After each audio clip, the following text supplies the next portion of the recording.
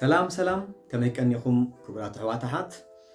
ዓወት ሃይለ ናይ ስነ ልቦና በዓል ሞያ ካብ ኩልንታው ለውጢ ቻነል ልሎማ ኣንቲ ሒዘልኩም ቀሪበ ዘለኹ ኣርስቲ ብዛዕባ ፖርኖግራፊ እዩ ኣርባዕተ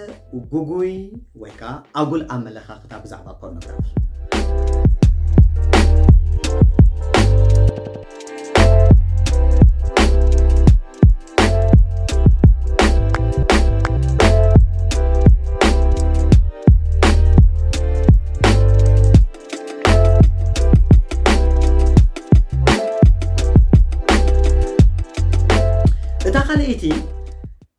ወሲብ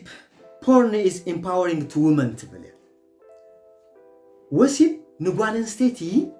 ወሲባዊ ሓርነት ከጓንጽፋ ይኽእል ዝብል ኣመለኻኽታ ብፍላይ ከዓ ብገለገለ ፌሚኒስት ኣዝዩ ዝንገረሉ ማለት እዩ ጓል ኣንስተይቲ ነዊሕ ዘመን ብፍላይ ኣብ ወሲባዊ ጉዳይ ብወዲ ተባዕታይ ተዓብሊላ ስለ ዝነበረት ብወዲ ተባዕታይ ተዓብሊላ ስለ ዝጸንሐት ነገዛ እሳ ስምዒታታ ክትገልጽ ኣይትኽእልን እያ ወሲብ ጓል ኣንስተይቲ ንወሲብ ዝተፈጠረት ጥራሕ ወተባዕታይ ንምርዋይ ጥራሕ ዝተፈጠረት ፍጥርትያ ተባሂሉ ክሳብ ዝግመት ጸንሐ ስለዚ እዚ ፖርኖግራፊ ነታ ጓል ኣንስተይቲ ወሲባዊ ዝኾነ ናጽነትን ወሲባዊ ዝኾነ ሓድነት ሊበሬት ክገብራ ይኽእል ዝብል ጉጉይ ኣመለኻኽታ እዩ ዝኻ ከምኡ ዝብል ኣመለኻኽታ ኣሎ ግን ጉጉይ ኣመለኻኽታ እዩ ብዝተኻየደ መጽናዕቲ ጉጉይ ዝብል ዘለኹ ዝተፈላለዩ ኣመለኻኽታ ክህልወና ይኽእል ኣብ ልዕሊ ፖርኖግራፊ ዘለና ማለት እዩ ግን ብዝተኻየደ መጽናዕቲ ጉጉይ ከብሎ ይኽእል ንምንታይ እንተልና 80% ኣብ 2020 ዝተኻየደ ሪሰርች ማለት እዩ 80% ናይ ፖርኖግራፊ እታ ጓል ኣንስተይቲ ቫዮሌት እያ ትግበር ትገሃስ እያ መሰል ዝበሃል የብላን ኣብቲ ፖርኖግራፊ ንገዛርሱ እቲ ወተባዕታይ ከም ደስ ዝበሎ ብደስ ዝበሎ ደኣ ወሲብ ዝፍጽም እምበር እታ ጓል ኣንስተይቲ ንሳ ደስ ብዝብላ ወይ ከዓ ንዓኣ ብዝጥዕማ ንዓኣ ደስታ ብዝፈጥረላ መንገዲ ኮነ ወሲብ ዝካየድ ኣብ ፖርኖግራፊ ኖ ኣብ ዝበለትሉ ከማይ ክትስማዕ ኣይትኽእልኛ እታ ጓል ኣንስተይቲ ኖ ኣብ ዝበለትሉ እቲ ወተባዕታይ ኖ እንዳተባህለ ከሎ ኣብ ፖርኖግራፊ ሓቀይ ዝቕጽል ስለዚ ኣይናይ ትመሰል ናይ ጓል ኣንስተይቲ ተኸቢሩ ዝበሃል ዘሎ ኣብ ፖርኖግራፊ ጓል ኣንስተይቲ ናጽነትን ሓርነትን ናይ ወሲብ ክትመሃርያ ትኽእል እያ ዝበሃል ዘሎ ኣበይናይ ክፋል እዩ 80% መብዛሕትኡ ጎነፅ ዝመልኦ እዩ ዝተኻደ ሪሰርች ዝብልኩም ዘለዎ 90% ካብኡ ከዓ እታ ጓል ኣንስተይቲ ነቲ ጎነፅ ህራ ኢላ ትቕበሎ ከም ትቕበሎ ጌርካ እዩ ዝረአ ዘሎ ኖ እንዳበለቶ ኮላ እቲ ወሲብ ይቕጽል እሞ ድሕሪኡ ግን እታ ጓል ኣንስተይቲ ከም ደስ ከም ዝብላ ዘሎ ጌራ ኣክቲ ከም ዝግበር ይስራሕ ማለት እዩ እንዳተቐንዘወትን ከላ እንዳተሰቃየትን ከላ ግን ንትስቃይ ከም ኢንጆይ ትገብሮ ከም ዘላ የሐጉሳ ከም ዘሎ ጌርካ ምግላጽ ኣክቲ ዝግበር ዘሎ ስለዚ እዚ እንታይ ዝምህራ ነታ ጓል ኣንስተይቲ እታ ፖርኖግራፊ ትርኢ ዘላ ጓል ኣንስተይቲ እንታይ ኣትማር ጓል ኣንስተይቲ ኣብ ናይ ወሲብ መሰል ከም ዘይብላ ዳ ኣምበር ናጽነት ከም ዘለዎ ኣይኮነን ዝገልጽ ፖርኖግራፊ ብድሕሪ እንት ደኣ ኸይድና ካብተን ስራሓ ፖርኖግራፊ 30% ናይ ኢንተርኔት ኮንተንት ብዛዕባ ፖርኖግራፊ ይመልኡ ዘሎ ተራሪኹም 30% ካብቲ ኣብ ኢንተርኔት ንረኽቦ ትሕዝቶ ዝበሃሉ እቲ 30% ብዛዕባ ፖርኖግራፊ ምስ ፖርኖግራፊ ከዓ ምትእስሳር ዘለዎ ነገር ጥራሕ ይመልኡ ካብቲ ዝስራሕ ፖርኖግራፊ ካብተን 10 ዝስራሕ ፖርኖግራፊ እተን 9 ጎነፅ ናይ ጓል ኣንስተይትን ግህሰት መሰል ናይ ጓል ኣንስተይቲ ዝግህስ ዝዕምፅ ዓይነት ቪዲዮ እንስራሕ Most popular pornography film contained physical violence ኣካላዊ ጎነፅ ምጥቃም ኣብ ዝተፈላለዩ ክፋል ናይ ኣካላት ምጽፋሕ ፀጉሪ ምንጻይ ክሳድ ምሕናቅ ኣፍ ምዕባስ ክፍለ ኣካላታ ብዝተፈላለዩ ነገራት ጉርካ ሙግዳእ ከም ሓንቲ ንብረት ከም ሓንቲ ኦብጀክት ምውሳድ ትንፋሳ ክሳብ ዝሓፅራ ዝተፈላለዩ ነገራት ክትጎድኣ ምፍታን ንዓ ክትጉዳእ ምግባር እዚኦም ዘዘውትሪ ፖርኖግራፊ 50% ካብኣቶም nearly 50% of all scenes contained verbal aggression with women being called dehumanized 50% ዲሂማናይዝ ትግበር ሰብኣዊ ክብረታታ ኣዝዩ ይቕንጠጥ ነታ ፖርኖግራፊ ትስራሕ ዘላ ወይ ከዓ ትሰርሕ ዘላ ጓል ኣንስተይቲ ቨርባሊ ኣጸያፊ ዝኾነ ቃላት ብምጥቃም እትወ ተባዕታይ ነታ ጓል ኣንስተይቲ ይዛረባ ንኸምዚ ብኸምዚ ዝመልአ ፖርኖግራፊ ከመይ ቢልካ ኢኻ ፖርኖግራፊ ንጓል ኣንስተይቲ ወሲባዊ ሓርነት ወይ ከዓ ወሲባዊ ናጽነት ከጓናጽፋ ዝኽእል ኢልካ ክድምድም ትኽእል እኳ ደኣ ብኣንጻሩ ጓል ኣንስተይቲ ኣዝያ ትጋሃዝ ዘላ መሰላታ ኣብ ፖርኖግራፊ ማለት ንገንዘብ ክትብል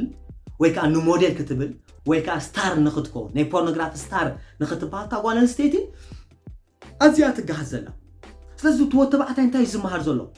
ጓል ኣንስተይቲ ጎነፅ ከም ትፈቱ ማለት ዳስ ዋይ ሓደ ኤርትራውያን ኣብ ዩቲዩብ ክንሰምዖም ከለና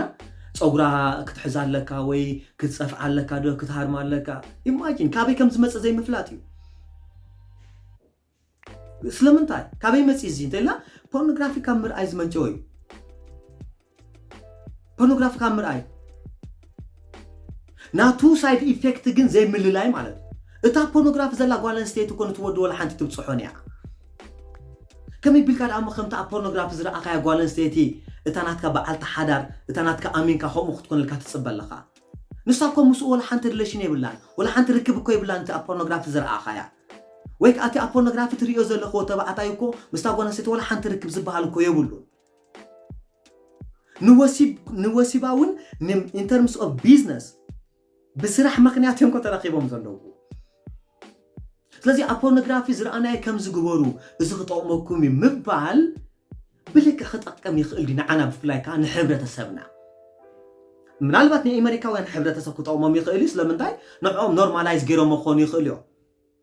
ኖርማላይዝ ገይሮም ጥራሕ ዘይኮነ ግን ኣብ ልዕሊ ወሲብ ዘለዎም ኣረኣእያን ንሕና ኤርትራውያን ሕብረተሰብ ኣብ ልዕሊ ወሲብ ዘለና ኣረዳድኣ በበይን እዩ ኤርትራውያን ሓዳር እንምልከቶን ኣሜሪካውያን ሓዳር ኢሎም ዝምልከትዎ በበይን እዩ ስለዚ ብኣሜሪካውያን ሕብረተሰብ ዝተሰርሐ ሪሰርች ንኤርትራዊ ሕብረተሰብ ብልክዕ ክጠቕሞ ኣይክእልን ስለምንታይ ናይ ገዛ ርስና ሕና መለኻኽት ኣለና ዓለም እንምልከተላ ዓለም እንትርጉመላ መነፀርና ሳይኮሎጂ ኤሪትሪያን ሳይኮሎጂ ንገዛ ርእሱ ካብ ናይ ኣሜሪካን ሳይኮሎጂ ይፍለይ ስለዚ ንሕና ሓዳር ኢልና ንትርጉሞ ንሕና ወሲብ ኢልና ንትርጉሞ ንሕና ፍቕሪ ኢልና ንትርጉሞ ካብ ናይ ምዕራባዊ ፍልይ ብዝበለ መንገዲ ንምሳሌ ሓዳር ማለት ንዓኽ እንታይ ፍቕሪ ማለት ንዓኽ እንታይ ወሲብ ማለት ንዓኽ እንታይ እምነት ማለት ንዓኽ እንታይ ቃል ኪዳን ማለት ንዓኽ እንታይ እዚኦም ብኤርትራዊ ዝኾነ ስነ ልቦና ኢኻ ክትምልሶም ዘለካ እምበር ሓደ ኣሜሪካዊ ዶክተር ሪሰርች ስለዝገበረ ንሱ እሞ ከምዚ ኢሉ እንድፅሒፎ ኢልካ ከተቕርብ ፍትሓውነት ኣይኮነን ርቱዓዊ ይኮነን እዚ ዓይነት ኣካይዳ ማለት እዩ ስለምንታይ ኤርትራውያን ብናይ ኤርትራዊ ስነ ልቦና ክምርሑ ዘለዉ ኣቦታትና ወይ ቅድሚ ሕጂ ዝፀንሑ ኣበው ቅድሚ ሕጂ ዝፀንሑ ኤርትራውያን ስነ ልቦና ኦፍኮርስ ሳይኮሎጂ እኳ ኮመንተ ዘይኮነ ግን ኣብ ኤርትራ ናይ ገዛ ርእሱ ማሕበራዊ ክብርታት ኣለና ሓዳር ብኸመይ ከም ዝትርጎም ወሲብ ብኸመይ ከም ዝትርጎም ቃል ኪዳን ብኸመይ ከም ዝትርጎም ፍቕሪ ብኸመይ ከም ዝትርጎም እንታይ ማለት ከም ምዃኑ ፕራክቲካሊ ኣብ ሕብረተሰብና ኣሎ ስለዚ ኩሉ እሱ ባህሊ እዩ ድሑር እዩ እንተደኣ ክትብል ኮይንካ ኦፍኮርስ ናይ ኣሜሪካ ወይ ከዓ ናይ ፀዓዱ ቀዳማይ ዓለም ዝገብርዎ ዘበለ ጥራይ ትኽክል ትብል ኮይንካ ንዕኦም ኢኻ ክትመስል ንዕኦም ብዝመሰልካ ኣሎንካ ርኢኻ ክንዲ ምዕራባውያን ስለ ሴክስ ሪሰርች ዝገበረ ሰብ ኣሎ ክንዲ ምዕራባውያን ስለ ሴክስ ፖዚሽን ሪሰርች ዝገበረ ሰብ ኣሎ ክንዲ ምዕራባውያን ከ ፍኑ ዝኾነ ሴክስ ምስ ደስ ዝበለካ ዝፈፀመ ሰብ ኣሎ እሞ ስለምንታይ ደኣ ተሓዳር ናቶም ከዘይመሓይሽ ዳ ናይ ፍትሕ ወይ ከዓ ኣብ ልዕሊ ፍቕሪ ዘለዎም ርድኢት ዳ ዘይመሓይሽ ተዳ ኢልና ሪሰርች ብዝገበርካሉ ልክዕ ኣይኮነን ኣመለኻኽታኻ ይቅይር ዘለዎ ስለዚ ኣብ ከምዛ ዓይነት ጉዳይ ናይ ገዛ ርእስና ኣመለኻኽታ ስለ ዘለና ብናይ ገዛ ርእስና ኣመለኻኽታ ክንክል ኣለና ዝብል ኣረዳዳ ኣለና ስለዚ ተኻልኢቲ ጉጉይ ዝኾነት ኣመለኻኽታ ደቂ ኣንስትዮ ወሲብ ብምርኣይ ወሲባዊ ሓርነት ወይ ከዓ ወሲባዊ ናጽነት ክጓናጸፋ ይኽእላ እየን ዝብል ጉጉይ ዝኾነ ኣመለኻኽታ እዩ እታ ሳልሰይቲ ኣመለኻኽታ ወሲብ ምርኣይ ካብ ጭንቀትን ካብ ብስጭትን ወይ ከዓ ካብ ኣእምሮኣዊ ዝኾነ ነውፂ ከናግፈካ ይኽእል ዝብል ኣመለኻኽታ እዩ ስትረስ ይስማዓካ እሞ ዲፕረስ ትኸውን እሞ شعو اتي سمعك زلو سمعت من انت خقد فكا بورنوغرافي مرأي حاسوسو كتبل تجمر قال سب كابو اسكيب نمقبار كابو نخترحق وكا هبت تشنكات نخطوات يتقمك عايزبل قوقو يزقونا أباها علو إذا مالتك لك كم تنكال والفتات مالت لك تشنك كاب تشنكال وكا كاب بسيطة نخط قالا قليلنا استفلا لي دراك كم زوسد استفلا لي نقرات كم زقبر بو منتك حادثة كاب تشنكات كقالا قليل وسيب انت دا زري حاليو بورنوغراف زري انت دا حاليو قوقويو بورنوغرافي ميليسو نام منتا يزقتوكا تيلنا ناب تشنكات يزقتوكا بورنوغراف زري أخالو جيزن دزوكرو بورنوغراف زري أخالو جيزن دزوكرو لك عمس ودعك بورنوغراف نافتز نبركايو تشنكاتن نافتز نبركايو بسجتن ناب زخف طحسان جزار السخا ناب مورادن تاعتو مالتي feeling of guilt تخسمعك يجمر كابزا أنصاري سلازي وسيب بمنم تأمر نعاها كاب تشنكاتن كاب بسجتن كان ناقفكا أيكيلن بترابعيتن مودعتن بورنوغرافي هارملس يزبل بورنوغرافي قرآت يقول قرآت ألباي ولا حنت شجري يقول لما أنت نبين خاطري أنا جزل لك أنا جالس لزخانة نبين نخلق كسب تقول ألو نجر زي كونه ولا حنت كقول أك اللي نزبل عراداي إذا خا جوجي عراداي لما أنت بخميك كقول أك خمس خيل بخميك تسأل وك خمس خيل بزح كابزن زجلسنا راح كمان كنرد عن خيلنا بلك قرآت ناي بورنوغرافي انتاي كون مخانو ابتمص زلا فيديو كسرح كفتني سايد ايفكت ناتو ات نيجاتيف زوخنا سايد ايفكت ناي بورنوغرافي انتاي كون مخانو ايش عندي ابرك سرح كفتني